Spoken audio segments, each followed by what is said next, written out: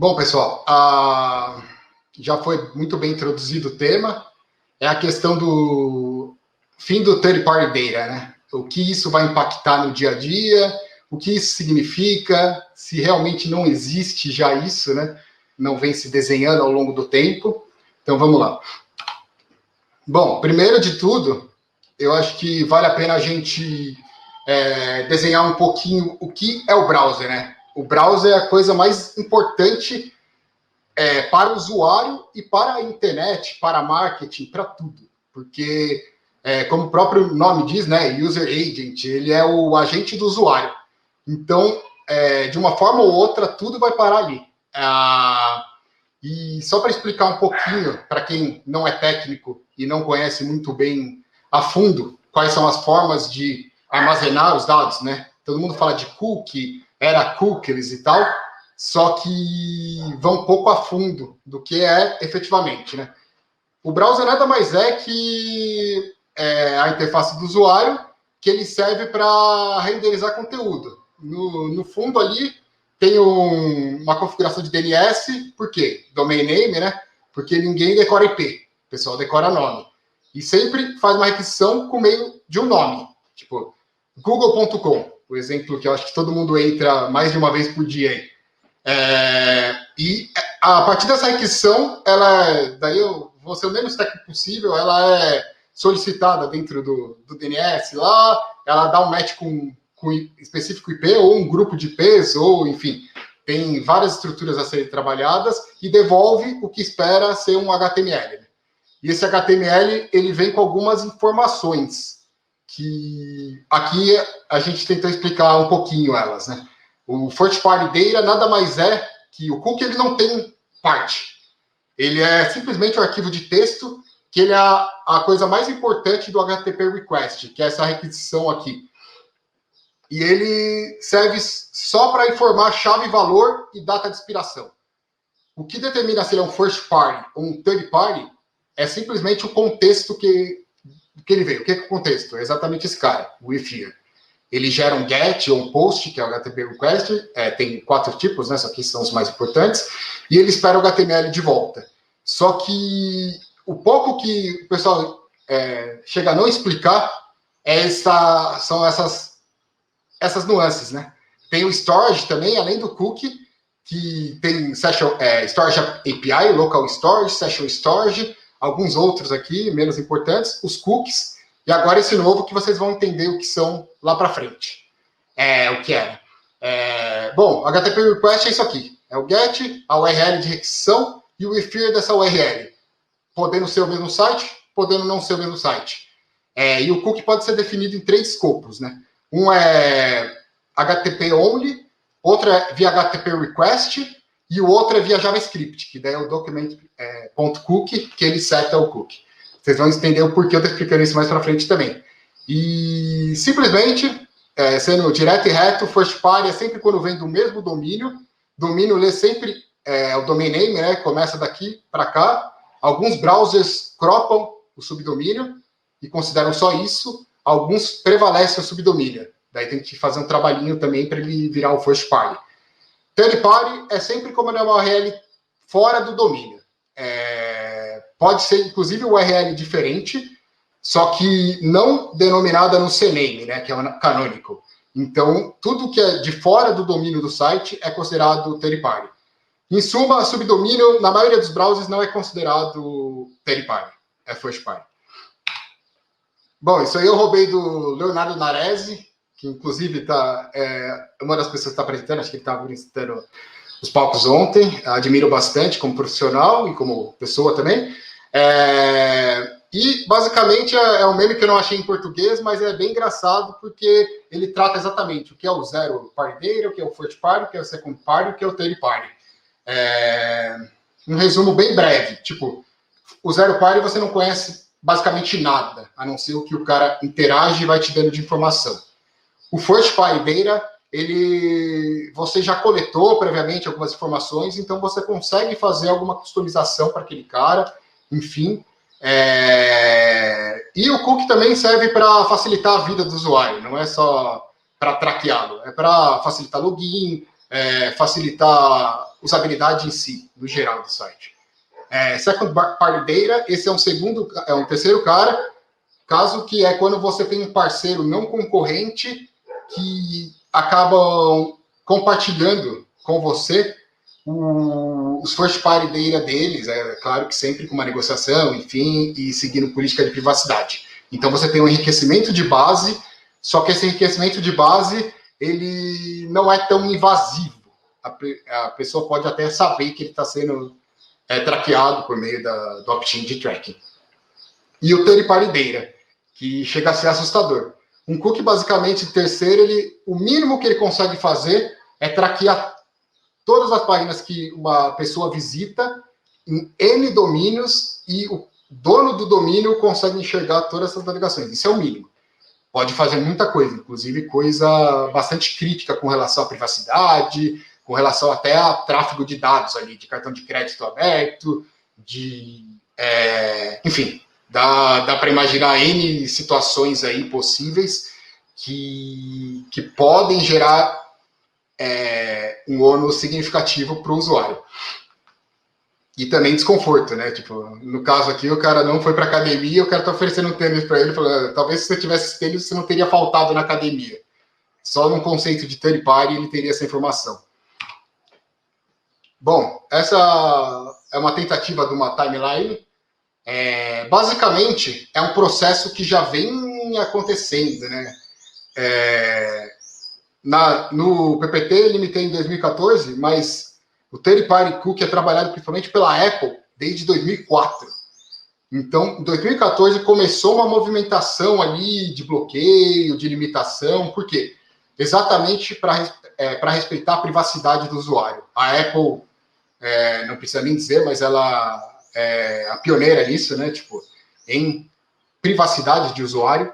E o Safari foi o primeiro a habilitar a opção de block.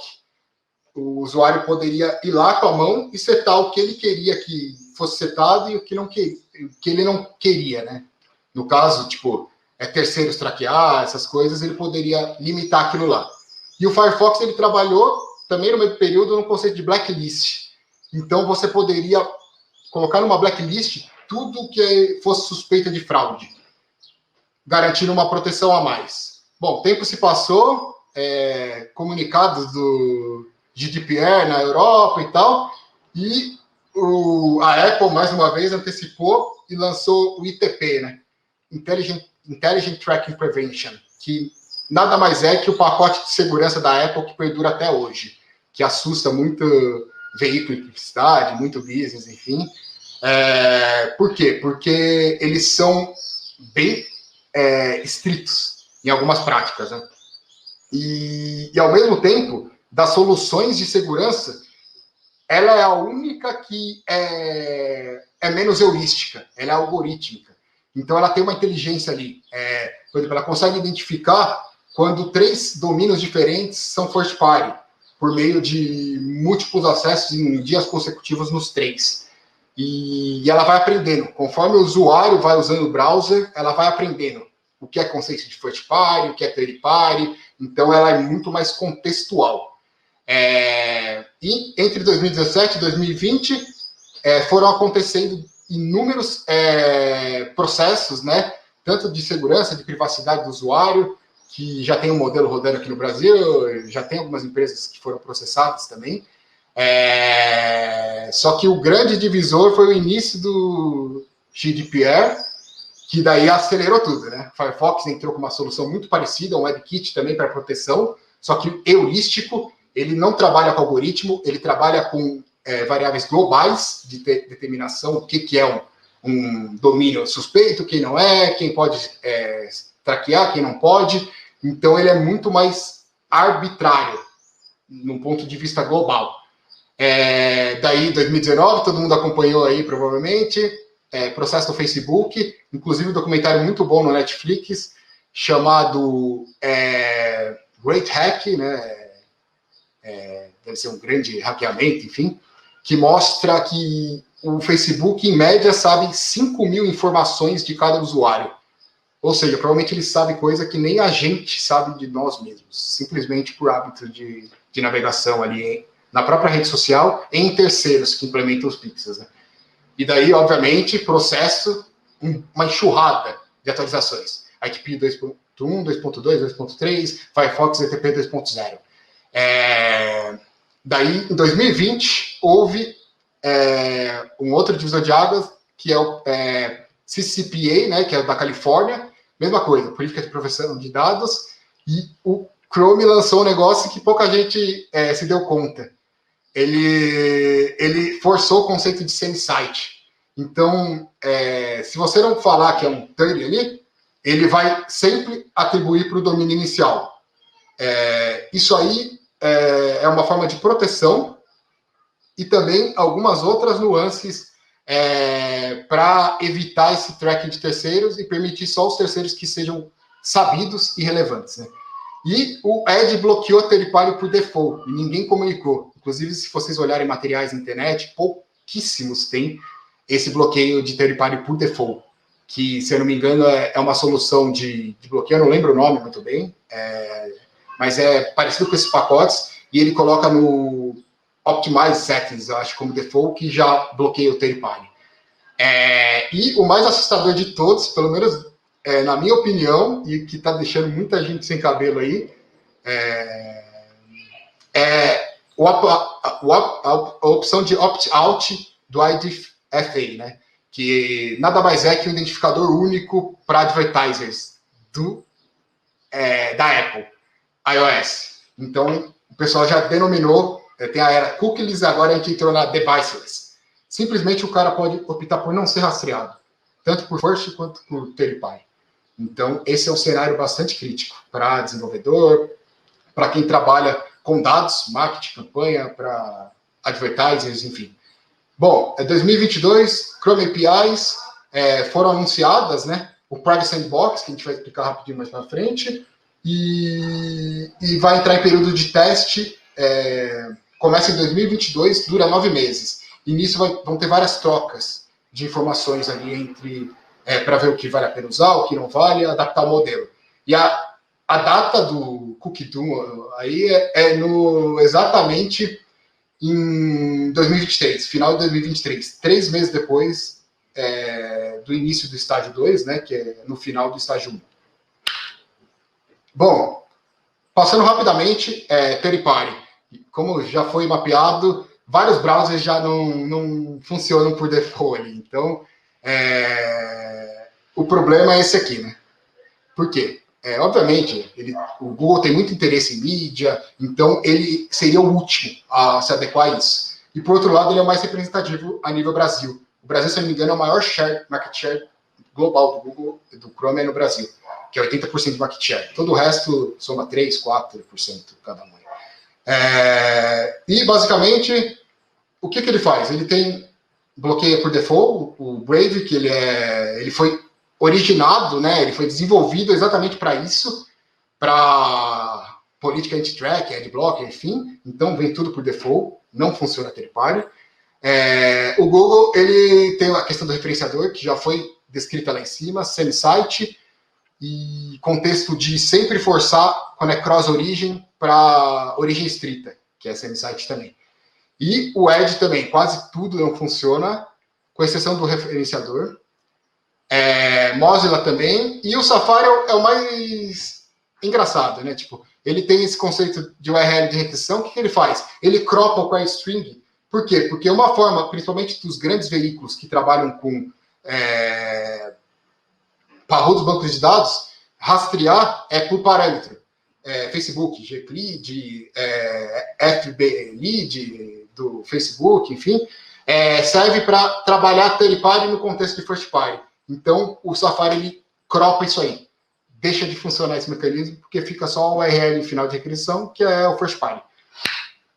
E first party é muito mais animador, né? Tem essa questão do conceito de storage de cookies do iOS. O que acontece? Cookie setado via JavaScript dura no máximo 24 horas. 7 dias. E todos os outros conceitos de cookies duram 30 dias. Quando for first party em contexto. Os cookies no Brave duram no máximo 7 dias também, quando JavaScript e perduram até 6 meses quando por outro método, daqueles 2 citados anteriormente. E o storage, ele é um pouco mais limitado em Safari, que é um desespero para muito programador aí para armazenar informação. Ele quer restringir que sejam armazenadas informações apenas de fontes confiáveis e seguras. Então, ele trabalha algoritmicamente em cima disso, exatamente para isso. Bom, o que é o Privacy Sandbox do Google? Bom, parece um monte de nome aqui de investigação da Polícia Federal, né? Mas, enfim, eu não vou explicar tudo, mas vale a pena olhar a documentação de cada um, principalmente o pessoal mais técnico. Basicamente, budget de privacidade, não vai existir mais aquilo, não, eu quero traquear tudo. Então, vai ser o conceito de API, né? As pessoas vão poder conectar ali, por meio desse Flock, que eu vou explicar mais à frente. E esse budget de privacidade, ela vai ter um limite ali de informações que eles vão conseguir coletar. E um limite bem limitado. Tipo, não existe mais, eu quero traquear tudo. Porque quem traqueia tudo não traqueia nada, né? Vários projetos que não, eu quero mapear tudo que um dia eu vou usar. Acaba não usando, acaba gerando lixo eletrônico ali. E lixo digital, né? Que vai virar inútil e as informações importantes não foram bem desenhadas. Né? Blindagem de IPs, tanto os business quanto os veículos poderão blindar IPs suspeitos, que gerará uma blacklist server-side, né? APIs de análise para possibilitar os advertisers abaixarem essas informações de conversão, essas coisas, sempre chaveado num conceito anônimo. Tokens de confiança, que foi aquilo evidenciado lá em cima, já está em prática isso.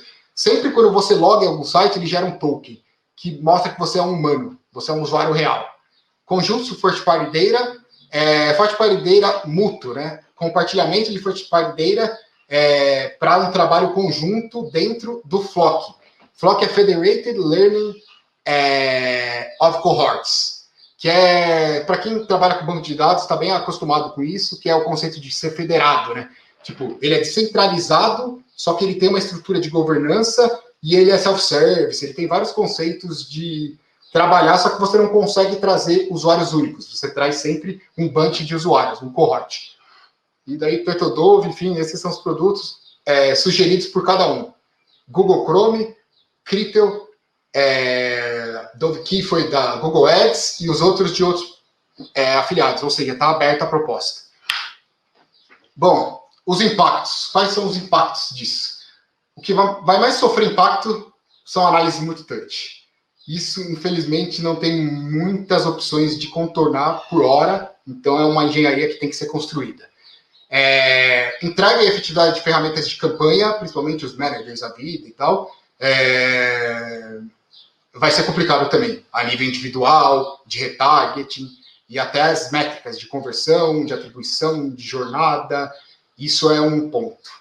Marketing one-to-one, né, que off-site e não logados, principalmente, que afeta diretamente home e cross-canais, né? Por quê? Porque você não vai conseguir identificar e nem comunicar com usuários individualmente. Você sempre vai trabalhar no conceito de cohort, de comportamentos similares. Canais de topo de funil vão ser prejudicados também, principalmente display, social, sempre quando você precisa comunicar one-on-one ali e não vai ter muita certeza de informações ricas ali para fazer essa comunicação. Então, o conceito a comunicação será contextual. Análise de frequência e recência em mídia, médio impacto, nesse caso, né? Que é o retarget, que já foi dito. Médio impacto porque vai dar para fazer em alguns conceitos de compartilhamento e também de cohort. Multiplicador de vendas e conversões, uplift de marketing, né? Também, por quê? Porque realmente a gente vai perder essa questão de multitouch e vai ser dificílimo ter um lift nisso. E abordagem contextual individual, que você vai precisar de um conceito de individualidade, de login, de first party, já maduro para conseguir trabalhar esse contexto. E baixo impacto, que é exatamente o futuro. Visibilidade de fraude, verificação em audiência de mídia, isso vai ser, na verdade, facilitado. Modelos preditivos e mix de marketing também, porque trabalha com estatística probabilística, não determinística, né, na maioria dos casos. E estudo randomizado, controlado e inferência causal. que é o passado. Estudo randomizado foi criado em 1698 e 38, alguma coisa assim. Então, tipo, parece que a gente está voltando no tempo, mas não. São conceitos avançadíssimos de estatística, utilizados em muitas pesquisas da área da saúde, principalmente, e os mais confiáveis. Então, a gente vai ter que trabalhar junto com o pessoal de data, a gente vai ter que revisar nossos materiais de estatística e trabalhar muito em inferência causal. Inclusive, o Google tem um material muito bom de 2015. É só colocar Google Inferência Causal GitHub que vai aparecer. E, bom, aqui é a parte mais densa, né? Que é o business. O que sobra para a gente fazer? Ou o que a gente vai ter que evoluir? ID Graph, que ainda é uma solução muito cara, que são os wallet gardens, enfim, os conceitos de grafos mesmo, de enriquecimento de informações com base em chave única de usuário em múltiplos devices. Isso vai ter que ser trabalhado. Second Party Data, que foi comentado a princípio, né, com parceiros estratégicos. Brand Building, contexto. A chave é contexto. É processo, comunicação, design de análise. É isso, não tem muito o que fugir disso. CDP, né, que bastante gente conhece, que são os dados de consumidor num cenário menos complexo e muitas vezes requer o login da pessoa, dificilmente chaveado por fingerprint, nesse caso. E o contextual advertising, tipo, começar a entregar conteúdo realmente contextualizado. Isso é um grande game changer. E publishers e vendors, DMP, ou suas variações, DSP, enfim, todas as variações de estrutura grafa também, muito similar ao Advertising ID Consortium, unir os advertisers, que vai ser muito difícil, mas é a única saída, e começar a chavear por IDs de identificação único, que tem muita ligação com esse CRM também. CRM também é uma base first party, só que de third parties, que requer informações logadas, tipo e-mail, celular, sempre com o aval do usuário, obviamente, né? Senão cai nas políticas de proteção. Adequação contextual também, fake news, risco de conteúdo, filtrar bot traffic e usar as features do Privacy Sandbox, que são as propostas pelo Google. O que fazer in-house? Auditar o client-side, nessa ordem mesmo, HTTP-only, HTTP-headers, JavaScript, que deu para ver que é como eles cascateiam a priorização. Third party em semi-site none, né? Que fala isso? Que é seguro, tá ok. E para que funciona? Por exemplo, se você tem um vídeo do YouTube dentro do seu site, ele é embedado no iframe. Ele é um third party. Então, tudo isso tem que ser marcado para avisar o navegador e para não cair em política de segurança. Pode deixar de funcionar alguns componentes, inclusive. Incentivar a navegação logada. Se pega a Amazon, enfim, N players enormes, eles sempre incentivaram. O Prime é isso. Não force, mas gere estímulos para o usuário logar. Porque se tiver logado, não precisa nem de cookie. Você consegue fazer servidor de ponta a ponta. Opt-in para o usuário ser rastreado sempre. Isso não é sugestão, é regra. E conteúdo de usabilidade e experiência. Carro-chefe. Preparar first party, analytics, que nada mais é que análise de dados sistemática, né? Experimentos, processos e principalmente pessoas. Pessoas são fundamentais. O que não fazer in-house? Acreditar que o server é a solução, como muita gente está vendendo, porque não é. Fingerprint já condenado. 2 sites bacana, Browser Leaks e I Am Unique. Vocês conseguem ver tudo que é utilizado para te rastrear, e se você é um usuário único ou não. Aguardar suavizações e segurança de rastreamento não vai acontecer. Menosprezar navegador com baixo market share, eles podem virar o jogo ou crescer. E alguns clientes, pelo menos que eu já atendi, por exemplo, Safari já chegou a ter 30% de market share, dependendo do segmento e da faixa de renda do público-alvo, né? Esperar dos navegadores ter o trabalho de segurança e privacidade. Isso eles não vão fazer. Tem que ser trabalhado. E o que é não se preparar? Não sincronizar esforço de tecnologia, dados e marketing. Basicamente isso. Bom, agora uma frase de um cara que eu gosto muito, que é o Seth Godin. O que ele fala? O marketing de permissão transforma estranhos em amigos e amigos em clientes leais. Conquiste o cliente. Não precisa querer impressioná-lo, invadindo a privacidade dele. Até porque, como disse no começo lá, é user agent, não é publisher agent. O browser ele é a casa do usuário. Então, não invada essa privacidade. Espere o usuário começar a dar indícios e autorizar você a ser incisivo em ações. E é muito fácil trabalhar. E ele cunhou esse termo marketing de permissão em 99. Ele já falava de muita coisa que está acontecendo agora. E a integração e cooperação entre marketing e tecnologia nunca foi tão necessária. Nunca. Mudaram algumas coisas, mas o conceito é o mesmo. Data Warehouse evoluiu para Data Lake e hoje em dia estão falando de Data Mesh ou Lake House, que nada mais é que o conceito descentralizado. É basicamente isso. Eu tentei ser o mais breve possível.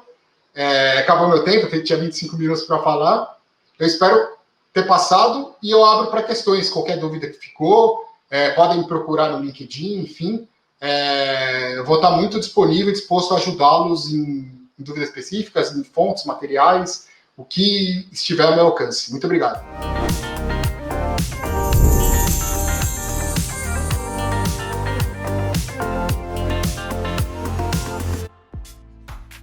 E aí, gostou do vídeo? Então não deixe de curtir e compartilhar. Aqui do lado tem 2 sugestões que você pode gostar.